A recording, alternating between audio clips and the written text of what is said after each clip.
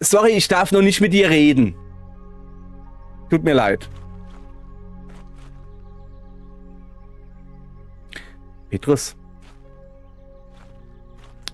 Deine Frau, ne? Die hat einen ganz schönen Buckel.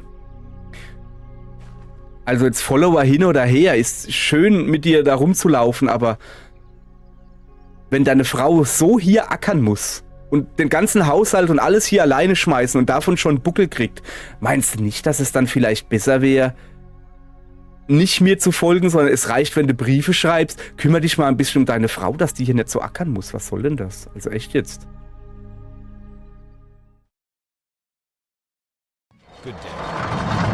Guten Tag, ihr Leid. Friede sei mit euch. Wir spielen weiter, sofern uns diese 4 Herren hier aus dieser Gasse lassen. Weil ich hoffe halt, oder kann ich vielleicht hier abhauen. Die sind mir nicht geheuer, ehrlich gesagt. So, zack. Jetzt guckt er, wie er klarkommt. So, also. Wir spielen weiter. I am Jesus Christ. Haben uns gerade erfolgreich gegen diesen Mob gewehrt. Nein, das ist natürlich kein Mob.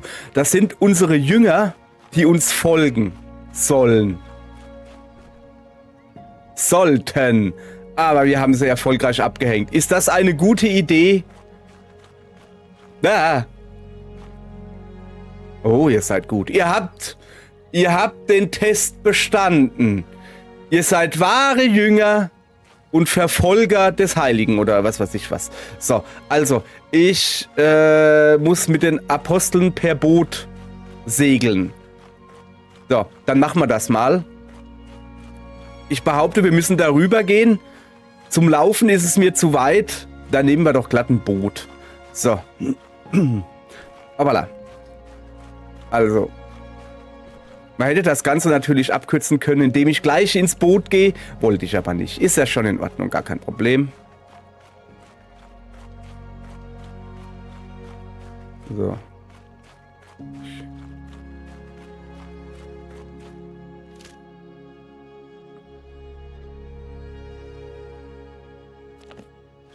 Alles klar, Herr Kommissar.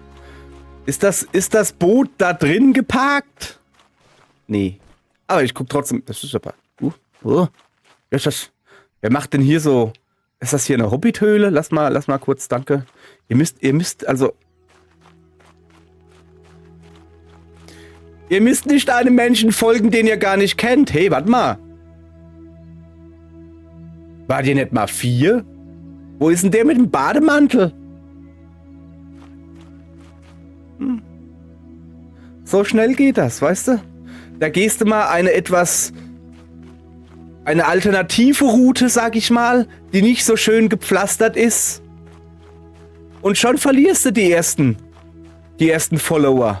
Ja, so schnell kann's gehen, weißt du? Da wird man ja wohl noch gehen dürfen. Auf komischen Straßen, sorry, das war... Keine Ahnung. Okay. Also wir gucken. Ich mache mir jetzt aber doch schon ein bisschen Sorgen. Nicht, dass man die... Also das Boot ist falsch geparkt. Nicht, dass die jetzt wirklich irgendwie... Naja. Ich meine, ist ja auch nur ein kleines Boot. Mit 3 Leuten sollte man da schon reinkommen, finde ich. Hühüpp. Auf geht's. Okay. Oh. Oh, das ist schlecht. Ich glaube, jetzt haben wir sie alle 4 verloren. Ah, so ist das. So ist das mit den Followern. Ich meine, weißt du, wir sind uns ja da recht ähnlich. Ich habe 1, 2 Follower. Er hat 1, 2 Follower. So, dann kommt mal vielleicht ein Video oder sowas oder eine Bergpredigt. Die kommt mal 2, 3 Stunden später. Zack. 4 Follower verloren. Und dazu muss man sagen, ne? Ich oder wir, also er auch, wir machen das kostenlos. Ihr müsst nichts dafür zahlen. Und trotzdem, ja, hier, wenn der nicht rechtzeitig liefert, dann bin ich weg. Dann ziehe ich alleine weiter. Wirst schon sehen. Ah, warte mal. Oh, warte mal. Oh, guck mal. Da sind sie wieder. Ich hab nichts gesagt. Okay, Moment. Ah, guck mal, den kenn ich. Hey, bleib hier! Bleib hier! Mann! Und ich hab mich gerade so gefreut, dass der Muskelmann dabei ist. Vielleicht hätte er doch seinen Zwillingsbruder mitgebracht. Nix. Mann! Er wollte nur ein bisschen gucken. Und du? Sag mal, habe ich Knoblauch gegessen oder warum hauen die alle vor mir ab? Kann ja wohl nicht sein hier. So, jetzt habe ich das Versammlungshaus. Erreiche das Haus von Petrus. Moment, war mal bei dem nicht? Bist du nicht irgendwie? Ist einer von euch nicht Petrus? Ach so. Ach so. Ach so, das ist dann Feriendomizil. Ja gut, ja gut. Dann machen wir das. Aber natürlich gucken wir uns zuerst mal hier noch um. Guten Tag. Hallöle. Guten Tag. Ach, das ist ein Teppich. Ich dachte, da liegt eine Dose Pringles. So. Okay, ja, ja. Ich will mich hier mal ein bisschen umgucken. Vielleicht gibt es hier etwas Glitzerndes zu entdecken. Bin ja wie so eine kleine Elster, weißt du, sobald es glitzert, da muss ich das anfingern. Was war das? Höre ich da Hühner? Ah, Hühner. Die schönsten Geschöpfe Gottes. Gagack. Hallöle. Meine Hühnerlein. Alles klar? Na? Legt ihr auch ein Ei? Und samstags auch mal 2. Ach schön. Ich mag Hühner. So. Jesus ist generell ein Freund, hallo, mach mir mal ein bisschen Platz, aller Tiere. Aber von Hühnern ganz besonders. Ich mag einfach Hühner. Weil, ich kann auch nicht mal sagen, warum. Ich mag Hühner. So. Okay, hallo. Guten Tag. Tag. Ich merke schon, wir sind hier in einer... Okay. Wir sind hier in einer Stadt, kann das sein? Und ich aus dem kleinen Dörfchen Nazareth, ich komme mir hier irgendwie falsch vor, so erzogen. Kennt ihr das? Wenn er so vom Dorf, wo er von der Mutter eingebläut kriegt, grüß ja jede Person, die du auf der Straße triffst. Wenn du das nicht machst, ich krieg das mit. Und das Schlimme ist, es stimmt. Du gehst durch die Straße und dann sitzt da irgendwo eine alte Oma und guckt dich böse an. Wenn du die nicht grüßt, ohne Quatsch, die hat da nichts Besseres zu tun, wie sofort zum Telefon zu rennen, die Mutter anzurufen und zu sagen, dein Sohn hat mich nicht gegrüßt. Ohne Quatsch jetzt. Nein, also ernsthaft jetzt, das ist wirklich so. Also bei mir war es mal noch so. Und dann kommst du nach Hause, dann steht da die Mutter und die Mutter dann so, hör mal, hast du die Eltrude Fritsch oder sowas, hast du die nicht gegrüßt? Mein lieber Mann, hey, was sollen da die Leute denken, weißt du? Und so ging's mir dann halt, wenn du dann in der Stadt bist, weißt du, und dann läufst du da durch die Fußgängerzone und da laufen ja lauter Menschen und bei jedem so, guten Tag, guten Tag. Und die gucken dich alle an, als hättest du persönlich ihre Mutter beleidigt oder so, weißt du, so, der grüßt, was ist denn das für einer, weißt du? Das ist sehr seltsam. Dieses vom Dorf in die... Man zu saufen oder was? Ja, das ist so diese Umstellung von, okay, ich bin jetzt in der Stadt, also im Dorf, jeden angucken, die Hand schütteln, guten Morgen sagen, guten Tag, guten Abend, gute Nacht, hallo, kann ich dir über die Straße helfen? Und dann kommst du in die Stadt und dann so, nicht so lange Augenkontakt halten, ja nicht anreden und generell immer gucken, dass du rennst. So, okay, was haben wir denn hier Feines? Ein Zöllner. Ja, einen Zöllner hätte ich jetzt lieber nicht freigeschaltet. Zur Zeit Jesu stand Judäa unter römischer Besatzung und das Imperium übte starken Einfluss auf das tägliche Leben aus, insbesondere durch die Besteuerung.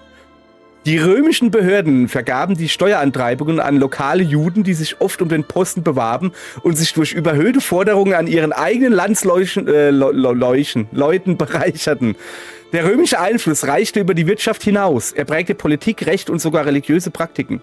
Vor diesem Hintergrund von Ausbeutung und geistlichem Konflikt war Jesu Zuwendung zu Zöllnern wie Matthäus und Zachäus umso radikaler und barmherziger. Aha. Er ist also ich hab doch nur geguckt. Okay. Tu doch mal dein Schild so lustig kreisen. Ich finde, das sieht schon... Also, Also Matthäus war selbst ein Zöllner und das haben die Leute nicht so gut gefunden, weil guck mal hier, du sympathisierst mit dem Feind. So. Am Rand des Marktplatzes entdeckt Jesus einen Zöllner, der für die Römer arbeitete. Ah, jetzt geht's genau darum, schätze ich. Er wusste, wie verhasst die Helfer des Kaisers unter den Bewohnern Galiläas waren und welch große Lehre Matthäus den anderen Jüngern gerade dadurch sein konnte. Das war's? Moment, du bist Matthäus? Du bist doch der Bademantelmann. Warst schon die ganze Zeit dabei? Tatsächlich, guck mal, da drüben stehen sie so. Haben sie dich ausgeschlossen, Matthäus? Matze? Matze, mein Armer. Matze, oh Matze, mein Armerle. Tut mir leid, dass sie dich ausgeschlossen haben. Okay, lass mal den Römer da beaugapfeln. Der sieht schon heavy aus, ja. Er hat aber auch... Jetzt macht er wieder sein Schildgedröhne da. Junge, der hat aber auch einen Blick drauf, hey. Damit kriegst du Steine zum Schmelzen. Okay, Matze, was los? Alles Petrus. Wir sind fast da. Hier können sich meine Brüder gut ausruhen. Ein schöner Ort. Wir warten hier, bis du zurückkommst. Meister, komm mit mir. Meine Frau wird sich freuen, dich zu sehen. Ja, gut. Geht voran, ich folge. Guck mal, so ist das, wenn man einen Follower hat. Ist nur ein, aber auch ich habe mal mit einem Follower angefangen. Und jetzt schau, wo ich bin. Ich habe 0 Follower. Naja, so. Aber das war gar nicht so weit. Guck mal, ein Haus in Not, an der Türschwelle. Sprich mit Petrus. Erstmal spreche ich mit der Frau. Hallo, schöne Frau. Frau des Petrus, wie kann ich helfen? Sorry, ich darf noch nicht mit dir reden. Tut mir leid. Petrus. Deine Frau, ne? Die hat einen ganz schönen Buckel. Also jetzt Follower hin oder her, ist schön mit dir da rumzulaufen, aber wenn deine Frau so hier ackern muss und den ganzen Haushalt und alles hier alleine schmeißen und davon schon Buckel kriegt, meinst du nicht, dass es dann vielleicht besser wäre, nicht mir zu folgen, sondern es reicht, wenn du Briefe schreibst. Kümmere dich mal ein bisschen um deine Frau, dass die hier nicht so ackern muss. Was soll denn das? Also echt jetzt. Also. Frau, ich bin zurück. Ich habe einen Gast mitgebracht. Petrus, ich bin froh, dass du zu Hause bist. Aber ich mache mir Sorgen um meine Mutter. Ach so. Was ist passiert? Sie hat seit Tagen hohes Fieber. Nichts hilft. Und sie wird jede Stunde schwächer. Oh, das ist schlecht. Meister, kannst du ihr helfen? Bring mich zu ihr. Du? Bringst du mich jetzt zu ihr? Guten Tag. Moment, bringt mich jetzt deine Frau? Ach so.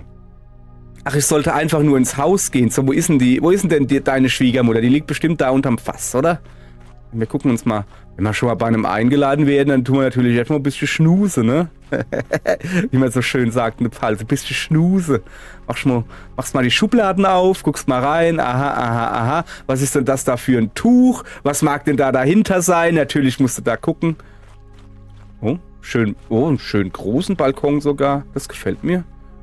Das sieht gut aus, alles klar. Sieht wirklich gut aus. So, jetzt guck mal. Sitzkissen. Bist du die Frau des Petrus?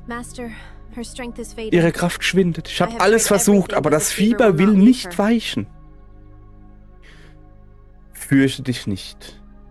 Glaube nur. Wenn es irgendeine Möglichkeit gibt, ihr zu helfen, die Krankheit wird von ihr weichen. Lass mich zu ihr gehen. Oh, es geht ab. Oha, ich habe wieder eine himmlische Prüfung hier. Ein Haus in Not. Lerne das Heilungswunder. Gebotsreihenfolge. Beobachte die leuchtenden Symbole, um die richtige Reihenfolge zu lernen. Wiederhole dann die Abfolge, indem du mit den Bildern interagierst. Drücke Viereck, um einen Kreis auszuwählen und drücke Kreis, um fortzufahren. So. Fortzufahren. Okay, das sind insgesamt 2, 4, 5, 10 Sachen, die ich mir merken muss. Das wird nicht gut gehen. Okay, lass uns mal gucken. Aha. Da ist was. 1, 2. Die leuchten alle. Was? Du sollst keine anderen Götter neben mir haben. Achso, das sind einfach nur die 10 Gebote. Du sollst kein Götzenbild machen. Du sollst den Namen des Herrn deines Gottes nicht missbrauchen. Gedenke des Sabbattages, dass du ihn heiligst. Du sollst Vater und Mutter ehren. Wenn sie dich schlagen, sollst du dich wehren. Okay, Moment. Ach, die soll ich jetzt in die Reihenfolge bringen. Okay. Moment. Ich dachte, ich muss die 10 Gebote, also das Geschriebene, in die Reihenfolge bringen. Dann hätte ich aber ein Problem. Ja, okay, komm. Fang mal an. Keine anderen Götter neben mir haben. Das könnte das da sein. Oder das da. Das ist Vater und Mutter ehren. Das muss an letzte Stelle.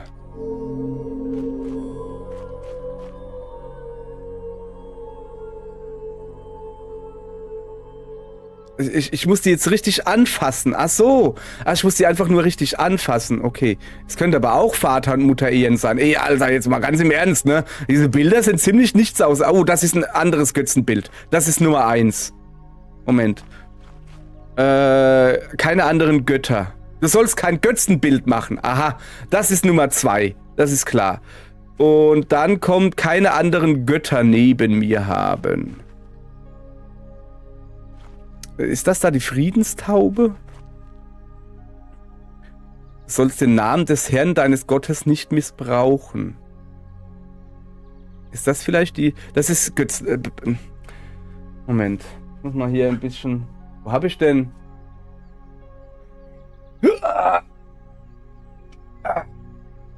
Ja, ich habe hier eine sehr raumgreifende Wolke. Die ist größer innen drin, als sie aussieht.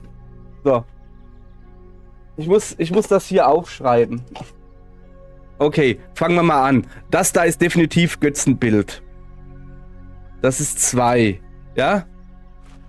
Und dann fängt es an mit keine anderen Götter und kein Götzenbild. Was ist denn keine anderen Götter? Namen des Herrn nicht missbrauchen. Sabbattag. Vater und Mutter ehren ist das da. Das ist ganz klar. Lass mal kurz gucken. Das da. Das ist 5. So, jetzt haben wir ja nur noch 3 Bilder. Und zwar Götter neben mir, Name des Gottes und Sabbattag. Das da ist der Sabbattag. Der Sabbattag, also der Samstag, 7. Tag in der Woche, da soll man ihn ehren und soll nicht arbeiten, deshalb liegen hier die Dinger da. Also Sabbattag war wie viel? Sabbattag war der 4. So. Dann, siehste, ist ja gar nicht mehr so schwer. Dann haben wir nur noch 2. Du sollst keine, das hatten wir schon. Kein Götzenbild hatten wir auch. Den Namen des Herrn deines Gottes nicht missbrauchen. Ich glaube, das ist das da. Das ist Gott nicht missbrauchen. Und das da ist keine anderen Götter? Okay, ich würde einfach mal so sagen. Ja, ich bin mal bei dem da jetzt nicht ganz so sicher. Und keine anderen Götter. Kein Götzenbild ist 2. Den Namen des Herrn nicht missbrauchen. Ich könnte mir das da vorstellen, dass er da irgendwie, dass das da irgendwie Gott heißt oder Jehova. Nee, du weißt, was ich meine. Okay. Warte mal, es ist Nummer 3, gell? Ja, das ist Nummer 3. So, und jetzt fangen wir mal an. 1. Ah, siehste. 2. Ja, sollst nicht nur im Chat sein und nichts schreiben. Dann die Nummer 3. Respect God's name. Ja, wunderbar. Und dann die 4 und die 5. Keep the Sabbath holy. Honor your parents. So, siehst du, das hat doch richtig gut geklappt. Okidoki, dann müssen wir da drüben das Ganze nochmal machen.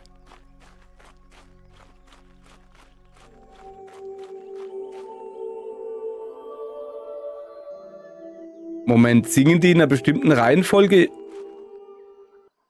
Hätte ich da aufpassen sollen? Okay, was ist das da? Das ist irgendwas mit Gold und Habsucht und sowas. Wir lesen einfach durch, komm her. Du sollst nicht töten, du sollst nicht Ehe brechen, du sollst nicht stehlen, du sollst kein falsches Zeugnis wider deinen Nächsten abgeben. Du sollst nichts begehren, was deinem Nächsten gehört. Das ist Falschzeugnis, ja? Falschzeugnis, das 4. Okay, das ist 4. Das ist das Falschzeugnis. Dann,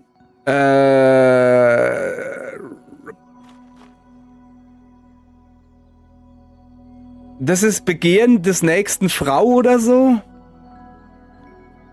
Ehebrechen, Stehlen, Zeugnis. Ich glaube, das ist Ehebrechen. Du sollst nicht Ehe brechen. Das da ist 2. So. Dann...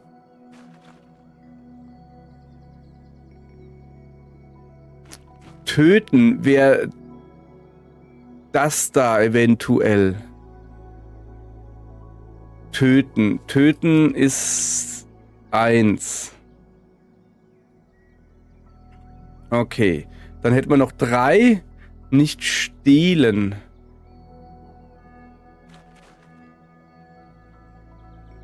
Es könnte das da sein. Oder das da. Also wir haben noch stehlen.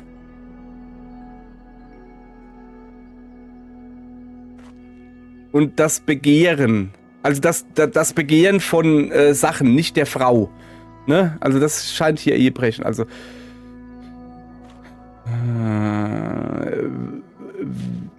du sollst nicht begehren. Ich glaube, das da ist das Begehren. Ne? Das da ist das Stehlen. Stehlen, das ist Nummer 3. Und das ganz rechts ist dann Begehren. Das da ist Nummer 5. So. Dann gucken wir mal, ob das stimmt. Also, 1 ist, du sollst nicht töten. Gut. 2 ist was? Du sollst nicht Ehe brechen. Okay. Dann hätten wir Nummer 3 ist stehlen. Dann hoffe ich, dass das hier Nummer 3 ist. Ja, gut. Der Rest ist ja wie nach Hause gehen. So, Nummer 4 ist... Was ist Nummer 4? Zeugnis geben. Das ist recht einfach. Und hier hat man, du sollst nichts begehen. Okay. Heilung freigeschaltet. Wiederherstellung des Lebens. Heilung wählen mit R1. Heile die Schwiegermutter von Petrus.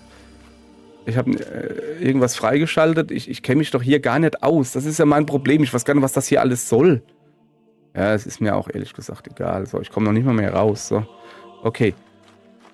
Dann heilen wir mal die Schwiegermutter vom Pettel. So. Heilige Schwiegermutter, ich hab da was für dich.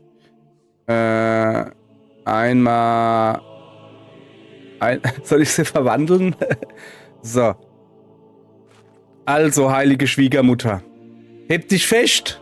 Jetzt wirst du geheilt. Ah, also das schon wieder. Dreieck. Viereck. Viereck. Kreis. X. Dreieck. Ob Jesus auch immer mit Minispielen geheilt hat? Bestimmt, oder? So. Zack. Mädel, du hast es gepackt. Meister, sie ist aufgestanden. Wie ist das möglich? Das ist wie wenn ich mit einer kranken Katze zum Tierarzt gehe. Die kriegen da ordentlich Vitaminspritzen, dann sind die wieder fit.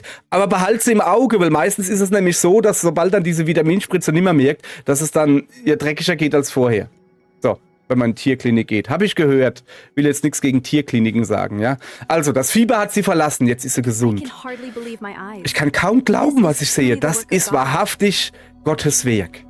Ah. Aber Mutter, du warst doch gerade noch so schwach. Was hat sie denn gesagt? Es tut mir leid, ich habe sie übersprungen. So, sie war in Not. Nun ist sie geheilt. Lasst sie mit Freude dienen. Ach so, sie will was zu essen kochen oder so. Keine Ahnung. Ich war ein bisschen zu schnell, ja. So. Ist sie gerade die Treppe runtergegangen? Nee.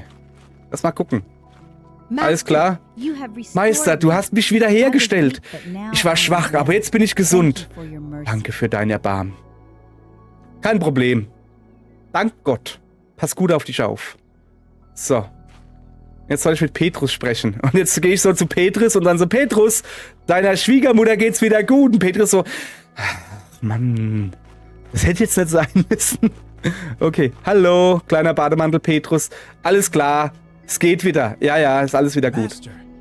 Meister, mir fehlen die Worte. Sie stand am Abgrund. Und jetzt steht sie da, als wäre nichts gewesen. Und jetzt ist sie schon einen Schritt weiter. Sie war in Not und jetzt ist sie gesund. Ich habe schon vorher an dich geglaubt, aber jetzt habe ich es mit eigenen Augen gesehen. Du wirst noch Größeres sehen als das, Petrus. Sorry, aber es musste sein. Danke, Meister. Mein Haus steht dir immer offen. Ja, das glaube ich dir sofort, weil deine Tür knarzt nämlich, die geht gar nicht mehr gescheit zu. Also ernsthaft jetzt, geh mal nach Hause, geh mal zu deiner Frau, hilf ihr mal ein bisschen. So drumherum auch bei Renovierungsarbeiten, die muss hier alles alleine machen. Du kannst ja danach zu mir wiederkommen, aber helf erstmal ein bisschen deiner Frau, okay? So. So. Und jetzt soll ich mit den Aposteln reden. Das kriegen wir noch hin. Das kriegen wir noch hin. Ich henke. Ein Haus in Not. Quest aktualisiert. Reise nach Jerusalem. Wieso aktualisiert? Wir haben die nicht nur aktualisiert, wir haben die beendet. How is your family doing these days? Geht so. Meiner Schwiegermutter, also seiner Schwiegermutter, geht sogar sehr gut gerade. So, da sind wir wieder. Rabbi, ist alles in Ordnung? Ja, Andreas. Die Schwiegermutter von Petrus ist geheilt. Das sind gute Nachrichten. Wohin gehen wir als nächstes? Ich muss mich auf den Weg nach Jerusalem machen. Aber zuerst habe ich eine wichtige Aufgabe für euch hier in Kapernaum. Betrifft auch dich. Sag uns, Meister, wir sind bereit. Finde diejenigen, deren Herzen offen sind. Moment, meine Mütze rutscht so. Geht durch die Stadt, findet die, deren Herzen offen sind und verkündet ihnen, dass das Himmelreich nahe ist. Ich werde bald zu euch zurückkommen. Die sollen Mitglieder akquirieren. Sag das doch. Okay, dann würde ich mal sagen, morgen geht's nach Jerusalem. Okay, gut, danke. Ich habe keine Ahnung, die müssen jetzt nicht von mir salutieren, aber gut, danke, tschüss. Jerusalem, oje, oje.